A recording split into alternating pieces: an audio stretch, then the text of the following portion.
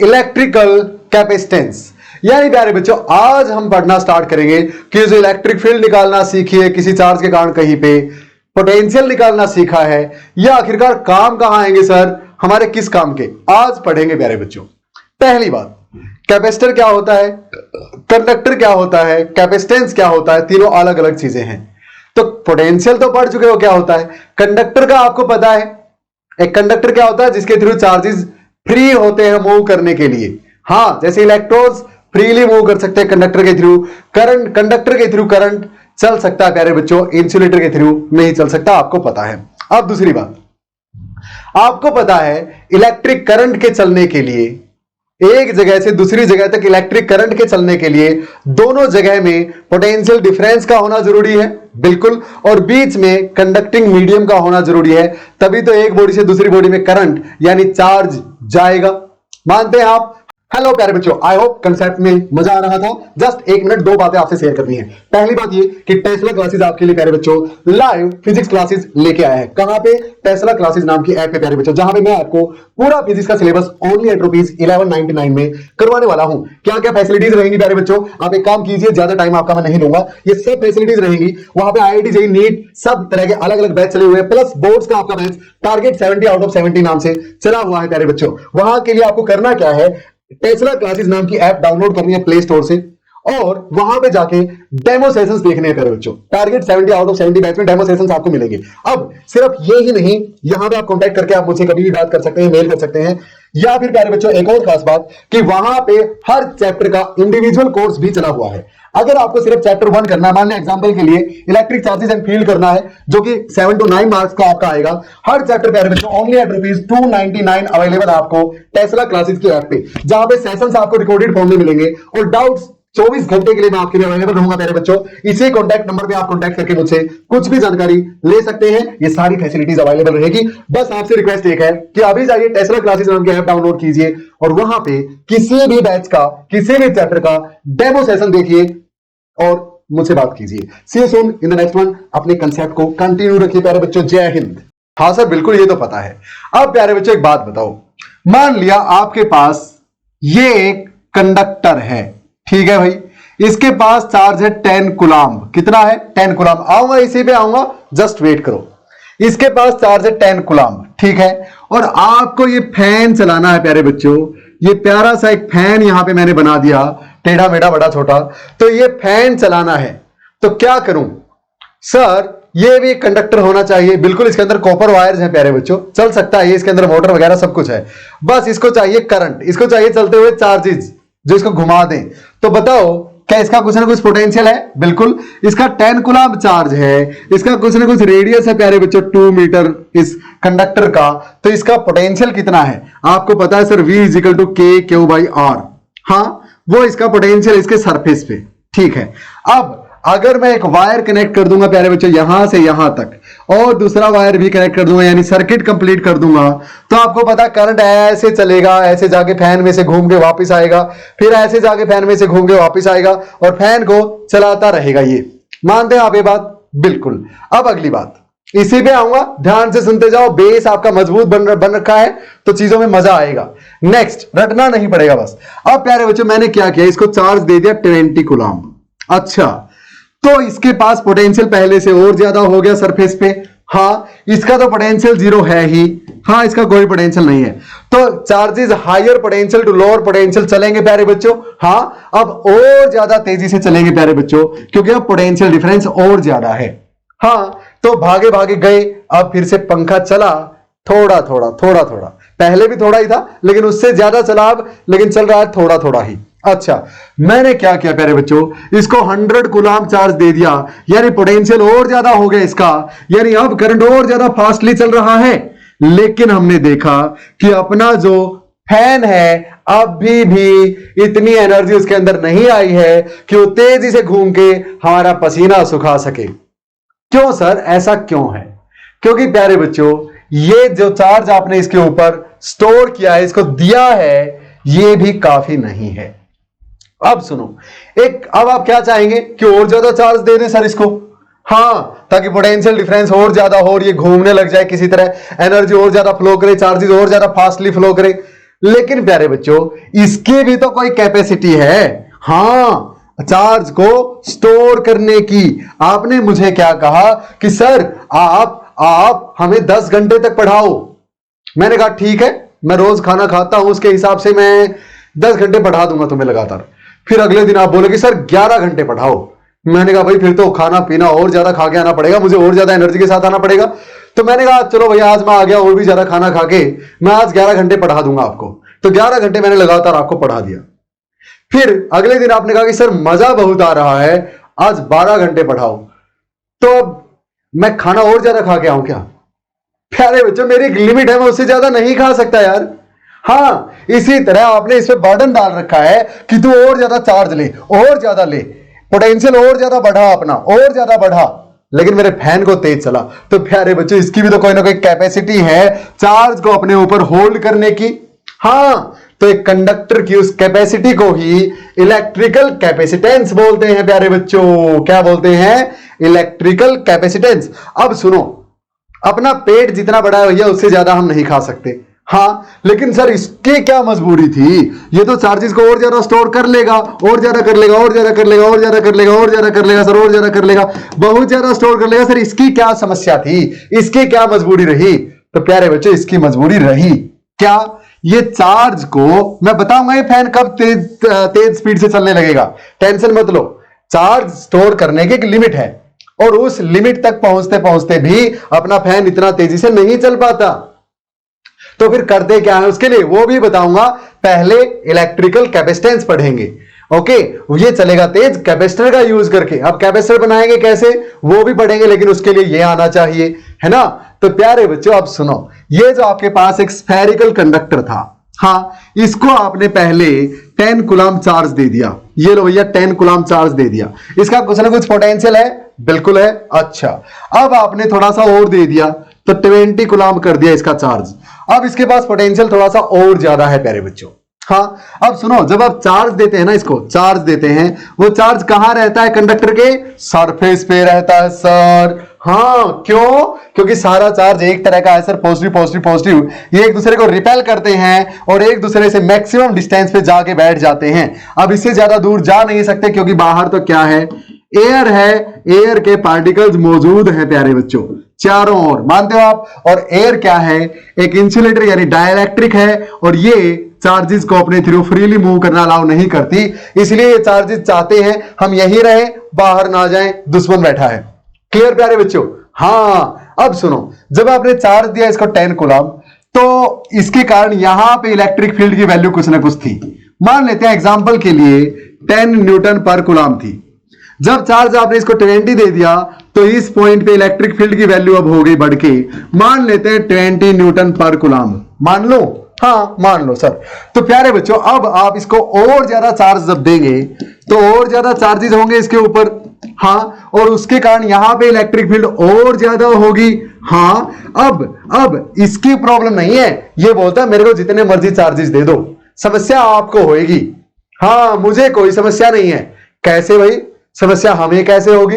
तो सुनो प्यारे बच्चों, जैसे ही मैंने इसको 21 कूलम के बाद 30 कूलम भी दे दिया था, 30 कूलम के बाद जैसे ही मैंने इसको 31 कूलम दिया ना, इसके कारण यहां पे इलेक्ट्रिक फील्ड इतनी ज्यादा हो गई कि जो एयर के मॉलिक्यूल्स हैं उनके अंदर जो चार्जेस हैं जैसे इलेक्ट्रॉन वगैरह हैं, हाँ, इस हाई फाई इलेक्ट्रिक फील्ड में अब इलेक्ट्रिक फील्ड बढ़ बढ़ के इतनी ज्यादा हो गई है यहां पे कि इस पॉइंट पे जो एयर का मॉलिक्यूल है प्यारे बच्चों वो आयनाइज हो जाता है।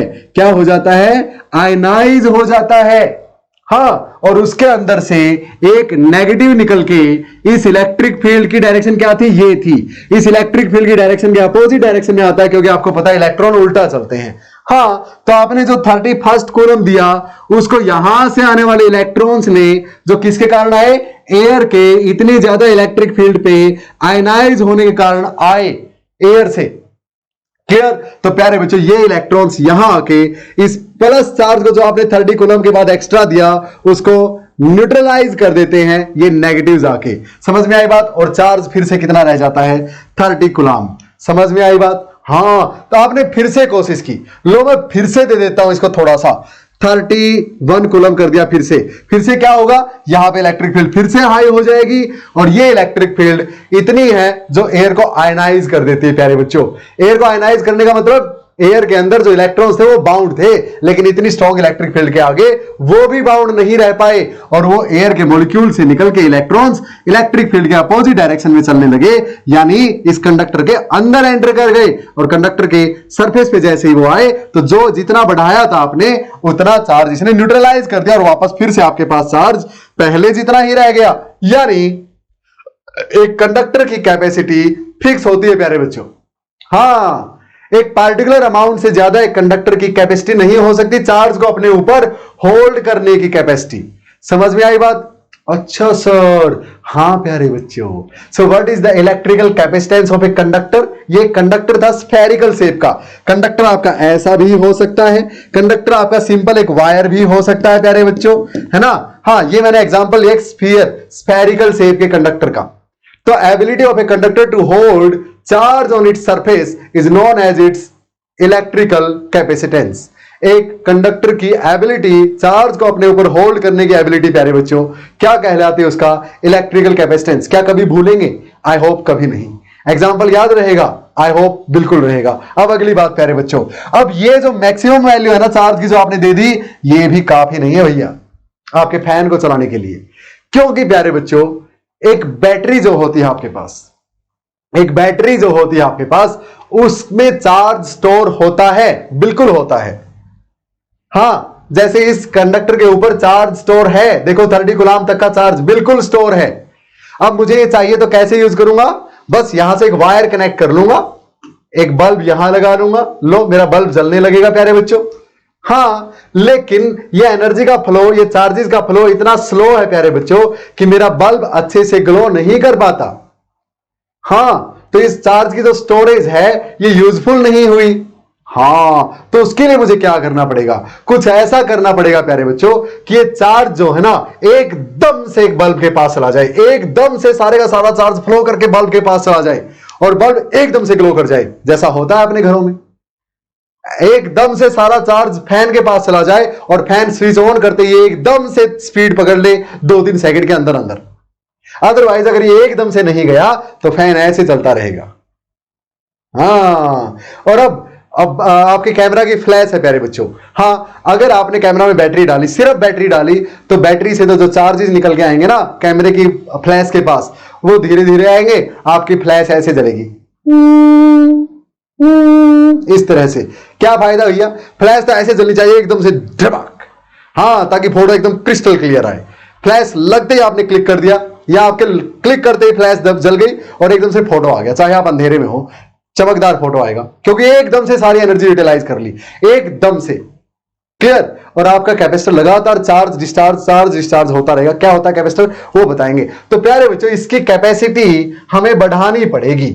अब ये जो पॉजिटिव्स है ना, ये काफी नहीं है कि एकदम से, देखो ये एक दूसरे से दूर जाने को तैयार हैं। जैसे ही आपने वायर यहां से कनेक्ट किया, भाग गए, लेकिन ये हैं ही इतने कम कि ये भागदौड़ भी फास्ट नहीं हुई। तो उसके लिए मुझे क्या करना पड़ेगा? इनकी भागदौड़ को और ज्यादा तेज करने के लिए यहां पे और ज्यादा चार्ज स्टोर करना पड़ेगा। और ज्यादा चार्ज स्टोर कैसे करूं? बाहर एयर आयनाइज हो जाती है सर। तो उसके लिए प्यारे बच्चों हमें इसी का यूज करके एक कैपेसिटर बनाना पड़ेगा। पढ़ेंगे उसके बारे में, just wait for 10 minutes, 10-15 minute रुक जाओ, कैपेसिटर पे भी आएंगे। पता चला कैपेसिटेंस क्या होता है? कैपेसिटेंस हर कंडक्टर का हो सकता है, हर कंडक्टर की वो एबिलिटी जो बताती है कि ये कितना चार्ज अपने ऊपर स्टोर कर सकता है, अपने ऊपर होल्ड कर सकता है। समझ में आई बात? अब सुनो, अब अगली बात बता दो। जैसे जैसे मैं इसके ऊपर चार्ज को बढ़ाता गया प्यारे बच्चों, हाँ, क्या पोटेंशियल बढ़ता नहीं गया? बिल्कुल बढ़ता गया प्यारे बच्चों।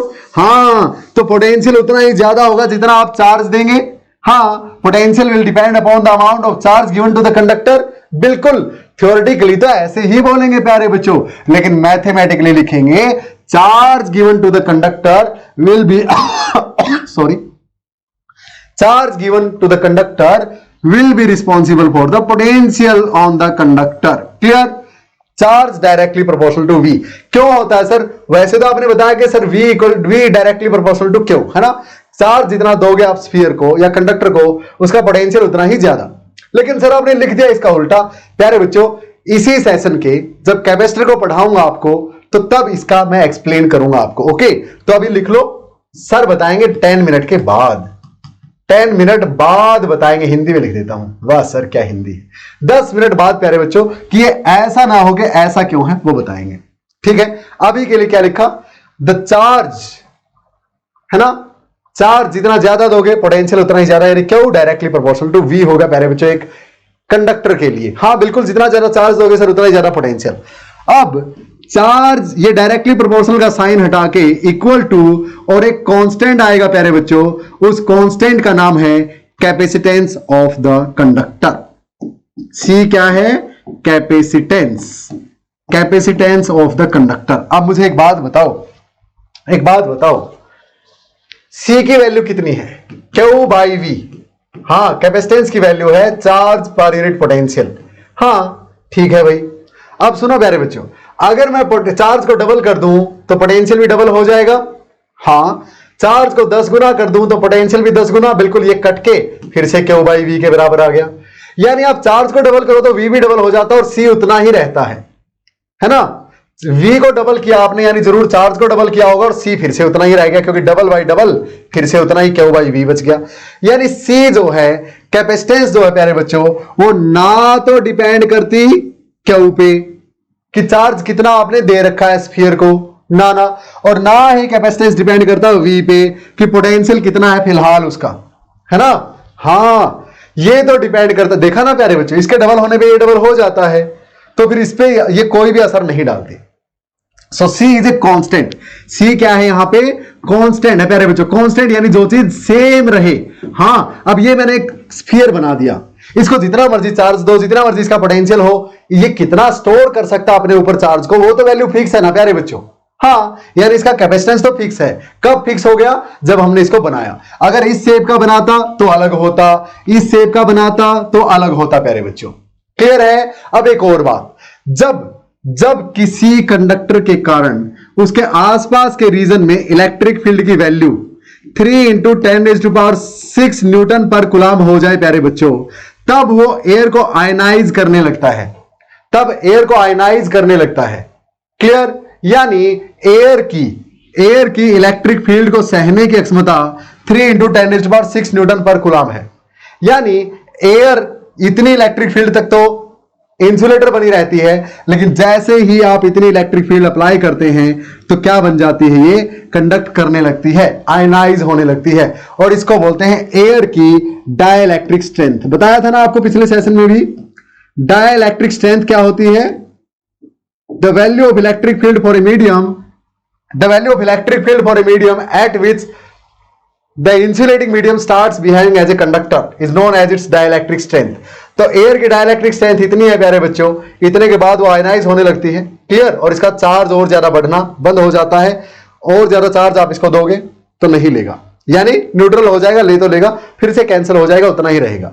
अब कैपेसिटेंस ना डिपेंड करता वी पे, ना डिपेंड करता क्यू पे, तो डिपेंड किस पे करता है, ये डिपेंड करता है प्यारे बच्चों on the shape and size of the conductor, shape and size of the conductor. अच्छा भाई, ना ही ये डिपेंड करता प्यारे बच्चों कि किस मटेरियल का आपका कंडक्टर बना है। देखो कितनी गजब की बात है, आपने चाहे कॉपर का बनाया अपना स्फीयर 2 मीटर रेडियस का, चाहे आपने आयरन का बनाया, गोल्ड का बनाया, गोल्ड का बनाया, कॉपर का बनाया, सिल्वर का बनाया, सारे कंडक्टर हैं ये। हाँ, तो अगर कंडक्टर है प्यारे बच्चों, तो ये अगर आयरन है, ये अगर कॉपर है, इसका भी रेडियस 2 मीटर, तो प्यारे बच्चों इसकी भी कैपेसिटेंस और इसकी भी कैपेसिटेंस सेम है।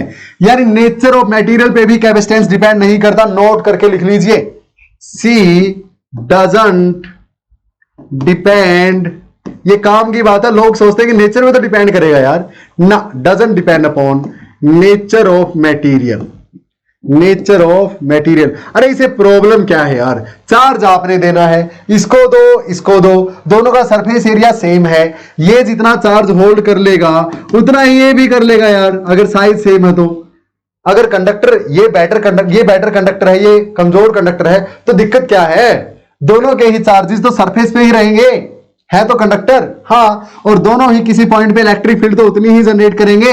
हाँ, तो दोनों ही एयर को तो आयनाइज उतनी ही वैल्यू पे करेंगे, उतनी ही चार्ज की वैल्यू पे करेंगे। हाँ, क्लियर है ना? तो दोनों का कैपेसिटेंस तो सेम होगा, हाँ, अगर साइज एंड शेप सेम है तब। क्लियर? हाँ, ये आयरन है और ये आयरन है, दोनों का अलग अलग कैपेसिटेंस, ये बड़ा है शेप एंड साइज में, ये आयरन है, ये कॉपर है, ये ज्यादा कैपेसिटेंस का है, ये कम का है, और यहां आयरन और कॉपर दोनों सेम कैपेसिटेंस के थे। क्यों? क्योंकि दोनों का साइज सेम था भैया। तो याद रहेगा किस किस चीज पे कैपेसिटेंस डिपेंड करता है, किस पे नहीं करता। किस पे नहीं करता? जो इसके फार्मूले में चीजें आती हैं, क्यू और वी पे। किस पे नहीं करता? जो नेचर ऑफ द मटेरियल है, जिसका कैपेसिटेंस आप निकाल रहे हो, उस पे कैपेसिटेंस डिपेंड नहीं करता, उसके मटेरियल पे डिपेंड नहीं करता। किस पे करता है? तो फिर शेप एंड साइज पे करता है, प्यारे प्यारे बच्चों। क्लियर? अब भैया ये जो मैंने बता दिया इतना सारा सब कुछ आपको पिछली 10-15 मिनट में, इसको रिवाइज करो, बैक करके फिर से सुनो। अब चलते हैं आगे, क्योंकि बहुत ज्यादा इंपॉर्टेंट बातें थी प्यारे बच्चों। ये अगर समझ में आ गया तो बस ये चैप्टर गया समझ लो, अब कुछ नहीं बचा। ये बेसिक बातें थी जो एग्जाम में 1 नंबर में इनमें से काफी सारी बातें पूछ भी लेगा प्यारे बच्चों आपसे। हाँ, सच बता रहा हूं, पूछ लेगा। तो चलो भैया, समझ में आया? अब कैपेसिटर बनाना भी सीखेंगे, जो क्या करता है, एकदम से डिस्चार्ज और एकदम से चार्ज हो जाता है। हाँ, यानी अपना सारे का सारा चार्ज एकदम से आपके फैन को दे देता है, जैसे आपने स्विच को ऑन किया। हाँ, और एकदम से डिस्चार्ज भी हो जाता है, फिर से चार्ज, फिर से डिस्चार्ज, फिर से चार्ज, फिर से डिस्चार्ज, आपके फैन को तेज दौड़ाए रखता है। क्लियर? अकेला डायरेक्ट बैटरी फैन से कनेक्ट करेंगे बिना कैपेसिटर के तो चलेगा, ऐसे हो जाता है ना। कैपेसिटर जब खराब होता है, फैन आपका ऐसे ऐसे चलता है। हाँ, तो जो करंट है वो स्लोली आ रहा है इसके पास, स्लोली यानी कम अमाउंट में। लेकिन कैपेसिटर कैसे काम करता है, कैसे बनता है, सब पढ़ेंगे। अभी रुक जाओ, अभी तो कैपेसिटेंस की बात कर लो भैया। C is equal to Q by V, याद रखना, या Q is equal to C into V. अब कैपेसिटेंस की ऐसा यूनिट प्यारे बच्चों, चार्ज की ऐसा यूनिट कुलाम्ब होती है, पोटेंशियल की वोल्ट होती है, तो कुलाम्ब पर वोल्ट इज द ऐसा यूनिट टू मेजर कैपेसिटेंस। ये भी C, ये भी C, ये स्मॉल C है प्यारे बच्चों। कुलाम्ब सर के नाम पे है ये, तो पहला लेटर बड़ा नहीं, नहीं, कैपिटल C है, सॉरी, डिनोट तो कैपिटल C से ही करेंगे, कैपेसिटेंस को भी और कुलाम्ब को भी, वो टेंशन नहीं लेनी, sorry. Clear? Capital C by capital V, कुलाम्ब पर वोल्ट लिख देता हूं। और जब कुलाम्ब पूरा लिखते हो तब C छोटा लिख लिया करो प्यारे बच्चों, क्योंकि नेम पे बेस्ड है। अगर C बड़ा लिख दोगे तो समझेंगे नाम लिख रखा साइंटिस्ट का, यूनिट नहीं लिख रखी। कुलाम्ब पर वोल्ट, ऐसे वोल्ट सर भी एलेसेंड्रो वोल्टा, ओके, कुलाम्ब पर वोल्ट इसके ऐसा यूनिट हो गई। अब इसका डायमेंशनल फार्मूला लिख दो। Sorry, coulomb charge current into time. अच्छा भैया, V फंडामेंटल यूनिट्स में लिखना आपको। V क्या होता है? W by Q, work done to move unit charge between 2 points. हाँ, तो W बाई क्यू, क्यू ऊपर जाएगा। हाँ, क्यू को फिर से मैं I इंटू टी लिख दूंगा, क्यू को फिर से I इंटू टी लिख दूंगा। सो I into T into I into T by में वर्क डन होता है फोर्स इंटू डिस्प्लेसमेंट। हाँ, अब I T square, I square T square by में F into S, I square, I current के लिए एम्पियर यूज करते हैं तो एम्पियर का स्क्वेयर तो A2, टी स्क्वेयर टाइम के लिए तो T2, नीचे फोर्स का MLT minus 2, mass into acceleration, और डिस्प्लेसमेंट का L। क्लियर प्यारे बच्चों? तो dimensional formula of capacitance will be, M ऊपर जाएगा -1, M -1, L का देखो भैया टोटल कितना पड़ता है, L1 L2 हो गया, ऊपर जाके L -2, ये ऐसे ऐसे ऐसे। T का भैया क्या हिसाब किताब है, T नीचे -2 ऊपर जाएगा +2, टोटल T हो जाएगा 4, T4। और A का क्या हिसाब किताब है, A तो 2 है एक ही जगह। तो ये डायमेंशनल फार्मूला है प्यारे बच्चों कैपेसिटेंस का, इलेक्ट्रिकल कैपेसिटेंस का। क्या मेरी बात भेजे में घुसी?